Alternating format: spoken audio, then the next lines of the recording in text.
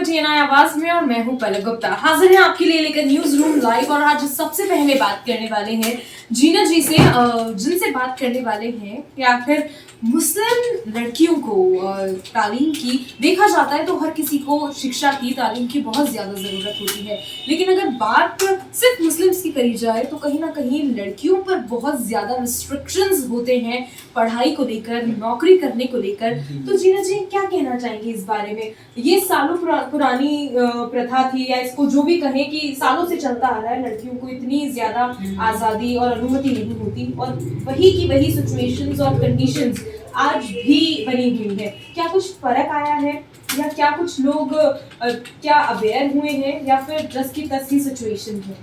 नहीं, बिगाड़ तो हुए हैं, लेकिन जिस तरह ग्राफ ऊपर बढ़ना चाहिए था मुस्लिम लड़कियों की तालीम का, वो नहीं हुआ है। हालांकि कुरान की जो पहली आयत उतरी है वो है कि इक़रा बिस्मि रब्बिकल लज़ी, इक़रा यानी पढ़ो। तो वो पढ़ना जो है वो सिर्फ लड़कों के लिए नहीं है, वो लड़कियों के लिए भी है।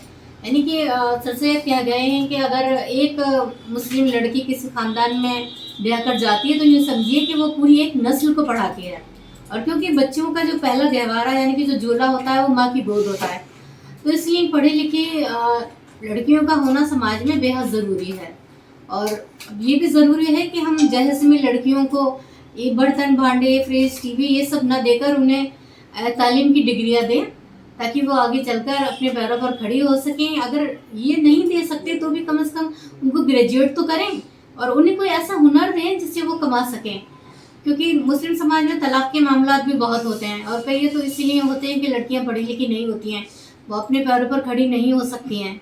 तो मेरा ये कहना है कि आजकल क्या है कि 6 या 7वीं में पढ़ने के बाद ड्रॉप आउट हो जाता है, और ये ड्रॉप आउट बहुत बढ़ रहा है आजकल। शायद इसकी वजह ये भी है कि लड़कियां जो हैं वो, उन्हें डर लगता है घर से निकलने में।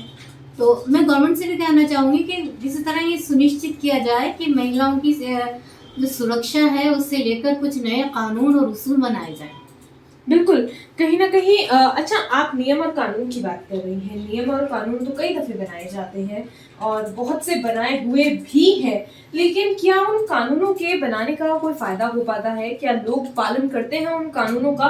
क्योंकि अक्सर हमारे देश में देखा गया है कि कानून तो कई बार बनते हैं, और कई कानून हैं किसी एक चीज को लेकर, किसी बात को लेकर, लेकिन ना उन कानूनों का सख्ती से पालन होता है, और ना ही उन कानूनों को बहुत से लोग ऐसे हैं जो नजरअंदाज कर जाते हैं और नहीं मानते। आप सही कह रही हैं पलक।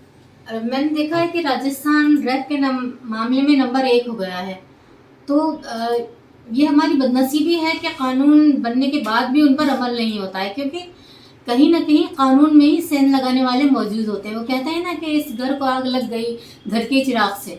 तो यही वो मामलात हैं जिनकी वजह से जो कानून है उन पर अमल नहीं होता है, और जो लड़कियां हैं वो गैर महफूज रह जाती हैं। तो आपको क्या लगता है, सिर्फ क्या कानून बना देना काफी होगा? इसके अलावा हम क्या कर सकते हैं कि जिससे लोग अवेयर भी ज्यादा हो सके, लड़कियां ज्यादा से ज्यादा पढ़ सके? मेरा जो पर्सनली मानना है, हम बात महिला सशक्तिकरण की करते हैं, मेरे हिसाब से ये बात ही नहीं होनी चाहिए, क्योंकि आज के टाइम पे शायद लड़कियां लड़कों से हर चीज में बराबर नहीं, उनसे कई ज्यादा आगे हैं। कुछ मुस्लिम स्कूल, कॉलेजेस ये सब खुलने चाहिए, या फिर ये कि अगर ये नहीं भी खुल सकते तो मुसलमानों को रिजर्वेशन दिया जाना चाहिए एजुकेशन में। मेरा ये मानना है, शायद इसकी वजह से लड़कियां आगे बढ़ें और पढ़ने में अव्वल आ सकें। बिल्कुल ऐसा होना चाहिए, और सरकार को इन बातों पर बिल्कुल गौर करना चाहिए। जब तक सरकार इन बातों पर गौर नहीं करेगी तो कहीं ना कहीं हम अक्सर जिन चीज़ों में पीछे रह जाते हैं, हिंदुस्तान जिन चीज़ों में पीछे है, उनमें से एक सबसे बड़ा मसला ये भी है कि गर्ल्स एजुकेशन, और खासकर कि मुस्लिम समाज में, आखिर मुस्लिम समुदाय में किस तरह से लड़कियों को आज भी पढ़ने का इतना अधिकार नहीं है। इतने कानून होने के बावजूद भी, इतने सारे लॉज होने के बावजूद भी क्यों हम पीछे रह रहे हैं, क्यों हम इतना लैक कर रहे हैं?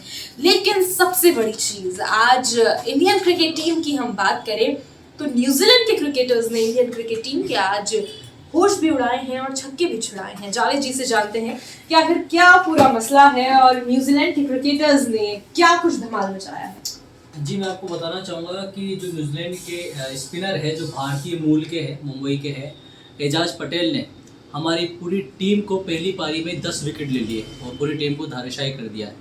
वो तो हमारी टीम के लिए अच्छी बात यह है कि हमारी टीम ने जो दूसरी पारी में न्यूजीलैंड को 69 पे अलाउट कर दिया, तो ये अच्छी बात है क्योंकि हम उनके बल्लेबाज नहीं चल पाए और एजाज ने तो अपना काम अच्छा किया है। भारतीय मूल के खिलाड़ी है, बहुत अच्छा खेला है और रविंद्र जडेजा को फॉलो करते हैं, same body language, same action, तो उनका खेल बहुत अच्छा रहा है। यही वो बॉलर है जिसने हमें पहला मैच भी जो है जीतने नहीं दिया, ड्रॉ करवा दिया। क्योंकि आपने देखा होगा कि लास्ट में जो इनके दोनों ही भारतीय मूल के खिलाड़ी रचिन रविंद्र और ये एजाज पटेल, दोनों ने लास्ट में जो है अपना विकेट नहीं दिया और मैच को ड्रॉ करा दिया। तो पहला मैच भी हम इन दो खिलाड़ियों की वजह से जो है ड्रॉ हुआ, हम जीत नहीं पाए। बाकी दूसरे मैच में हमारी स्थिति अच्छी है। दूसरे टेस्ट के अंदर जो हमारी टीम ने जो है न्यूजीलैंड को अभी तक 329 रन का लक्ष्य दे दिया है और अभी भी हमारी टीम खेल रही है और बढ़त अच्छी हो गई है। मेरा मानना है कि हम अगर 500-600 रन बना लेते हैं तो हम ये सेकंड वाला टेस्ट जो है जीत जाएंगे।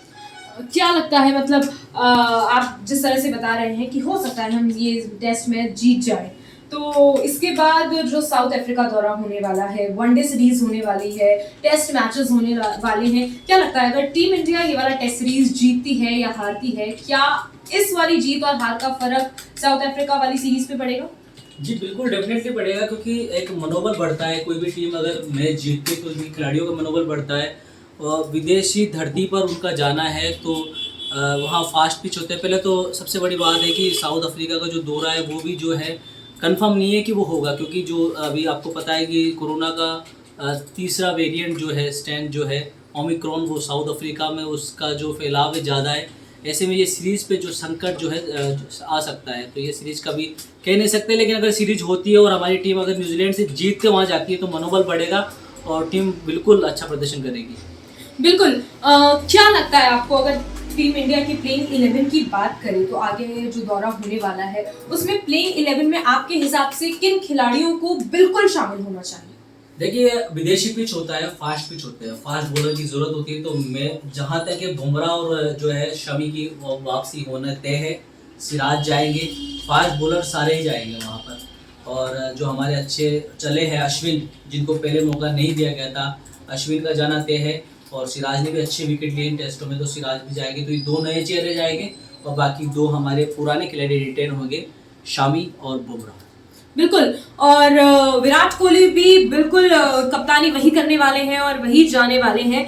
तो कहीं ना कहीं आगे आने वाली सीरीज बहुत कुछ एक सस्पेंस बरकरार है अभी भी कि ये वाली टेस्ट सीरीज इंडिया जीतती है या फिर न्यूजीलैंड के हक में जाता है खिताब। और आगे जो सीरीज होने वाली है दिसंबर में, साउथ अफ्रीका दौरा जो हमारी भारतीय टीम करने वाली है, क्या कुछ उस दौरे पर होने वाला है? क्या इंडियन टीम जीतकर घर वापस लौटेगी या फिर इंडियन टीम को थोड़ी और मेहनत की जरूरत होगी? एक और चीज जावेद जी आपसे जानना चाहेंगे, कल बहुत बड़ा दिन है राजस्थान की इस राजधानी जयपुर के लिए, क्योंकि कल यहाँ पर केंद्रीय गृह मंत्री अमित शाह आने वाले हैं। क्या लगता है आपको 2023 में होने वाले विधानसभा चुनावों को लेकर चल रहा है कुछ उनका ये सियासी दौरा?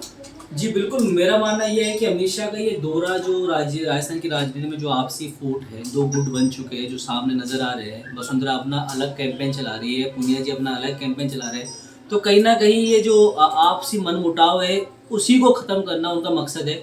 क्योंकि राजस्थान की सीट जीतना बीजेपी के लिए बहुत मुश्किल होता जा रहा है, क्योंकि जिस तरीके से गहलोत सरकार की जो गुट था वो एक तरीके से ख़त्म हो चुका है, आपस में मिल गए हैं, नए मंत्रिमंडल का विस्तार किया जिसमें सचिन पायलट के मंत्रियों को भी मौका दिया गया है। तो ऐसे में कांग्रेस ने तो अपना जो है दाव चल दिया है। अब बस दूसरी तरफ जो विपक्षी खेमा वो कमज़ोर है, उसी खेमे को मजबूत करने के लिए जो अमित शाह जी आ रहे हैं और दोनों का जो है वो इस तय करेगी। मेरे हिसाब से वो ये तय करके भी जा सकते हैं कि मुख्यमंत्री का चेहरा कौन होगा अगर बीजेपी के लिए। बिल्कुल। अगर आपसे जाने, वैसे तो राजस्थान में बीजेपी की तरफ से अभी तक कोई मुख्यमंत्री चेहरा सामने नहीं आया है। जिस तरह से वसुंधरा राजे सक्रिय हो चुकी हैं, दोबारा जिस तरह से अपने आप को राजस्थान में इस वक्त वो यात्राएं कर रही हैं, धर्म यात्राएं हो रही हैं, तो अपने आप को पूरी तरह से वो प्रोजेक्ट कर रही हैं कि अभी भी राजस्थान में दमदार छवि तो उन्हीं की है। और कुछ खबरें ये भी कहती हैं कि दोबारा मुख्यमंत्री बनने की ख्वाहिश भी रखती हैं वो। तो क्या लगता है आपको, अगर वसुंधरा राजे जी को हटा दिया जाए तो राजस्थान में बीजेपी के पास कौन सा दमदार चेहरा है? जी, मैं आपको बताना चाहूँगा कि वसुंधरा राजे ने अभी जो वो निष्क्रिय थी वो इसलिए थी, उनकी कोई भाभी का जो है जो डेथ हो गई थी, उस वजह से वो जो है राजनीति में सक्रिय नहीं थी, लेकिन अब वो सक्रिय हो चुकी है।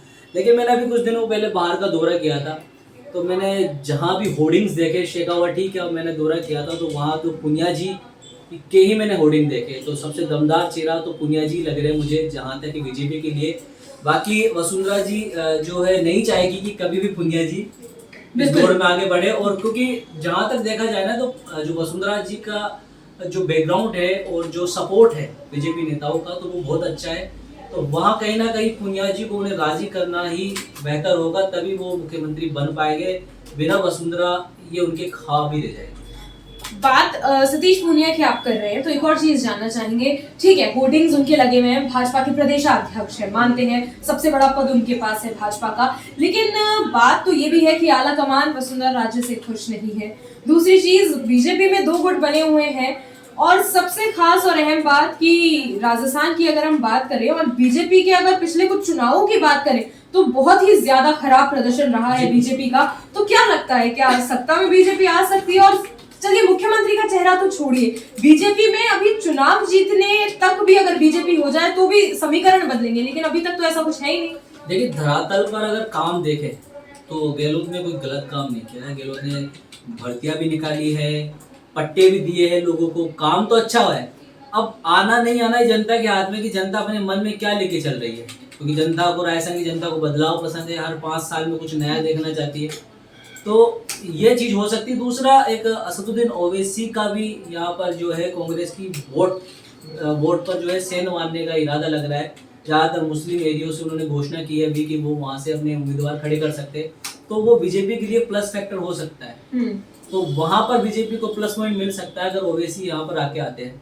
नहीं तो मुझे नहीं लगता है कि अगर बगैर ओवैसी बीजेपी जीत पाएगी। वो कि जनता के मन की बात है, जनता जिसे चाहे वोट दे। बिल्कुल, ये बात वाकई गौर करने वाली है कि AIM के जो अध्यक्ष असदुद्दीन ओवैसी राजस्थान में दौरा कर चुके हैं। आने वाले वक्त में उन्होंने ऐलान भी किया है कि राजस्थान में खुद की पार्टी को सक्रिय करने वाले हैं और जो मुस्लिम एरियाज है अल्पसंख्यकों को मंत्री बनाएंगे, और कहीं ना कहीं जिन लोगों को कांग्रेस ने पीछे छोड़ दिया है उनको साथ लेकर आएंगे, बराबरी का हक देंगे। और बीजेपी इस बात से खुश है क्योंकि कहीं ना कहीं अगर असदुद्दीन ओवैसी की पार्टी राजस्थान में अपनी धरपकड़ कर लेती है और अपना सिक्का जमा लेती है तो कहीं ना कहीं कांग्रेस के वोट कटेंगे और इससे सबसे बड़ा फायदा होने वाला है भारतीय जनता पार्टी को। लेकिन सबसे बड़ा सवाल ये है कि आखिर जो पिछले कुछ चुनावों में भारतीय जनता पार्टी का जो कुछ भी देखा जा रहा है कि जो कुछ भी चुनाव रहे हैं, जो कुछ भी परिणाम रहे हैं, वो भारतीय जनता पार्टी के बिल्कुल विरोध में रहे हैं। भारतीय जनता पार्टी ने बिल्कुल अच्छा प्रदर्शन नहीं किया है, जनता पार्टी से खुश नहीं है। और सबसे बड़ा सवाल कि अब जो चुनाव होने वाले हैं उसमें क्या दोबारा पार्टी हारेगी या फिर कांग्रेस अपना सिक्का जमाएगी, ये तो एक बहुत बड़ा सवाल है। कल अमित शाह का जो दौरा है वो भी बहुत से सियासी समीकरण लगाकर देखा जा रहा है कि हो सकता है राजस्थान की भाजपा में जो गुटबाजी चल रही है उसे खत्म कर देंगे, हो सकता है सतीश पूनिया और वसुंधरा राजे साथ आएंगे। ये कहा तो पहले भी गया था जब JP नड्डा जयपुर दौरे पर थे, और इस बार अमित शाह है, लेकिन ये सिर्फ कहा ही जाता है। असल में अगर जमीनी हकीकत की बात करें तो मनमुटाव और गुटबाजी दोनों ही गुटों की कम नहीं होती है। जिस तरह से वसुंधरा गुट के मंत्रियों ने अक्सर आरोप लगाया है और कहा है कि जब तक वसुंधरा को नहीं पूरी तरह से कमान सौंपी जाएगी राजस्थान की तो बीजेपी किसी कीमत पर राजस्थान में नहीं आएगी। जिस तरह से अशोक गहलोत के पास कांग्रेस में पूरी कमान है, सारी चीजें उनके कंट्रोल में है, ऐसे ही जब तक भाजपा में किसी एक को बड़ा चेहरा बनाकर सारी चीजें उनके कंट्रोल में नहीं दी जाएगी तब तक बहुत बड़ा एक जिसे कहते हैं कि बीजेपी यहाँ पर नहीं अपना सिक्का जमा पाएगी। तो क्या होता है आगे आने वाले चुनावों में ये तो वक्त बताएगा। फिलहाल के न्यूज रूम लाइव में इतना ही। आपको कल फिर मुलाकात होगी आपसे और जानेंगे कुछ बड़े और अहम मुद्दों के बारे में। बने रहिए TNI आवाज पर। नमस्कार।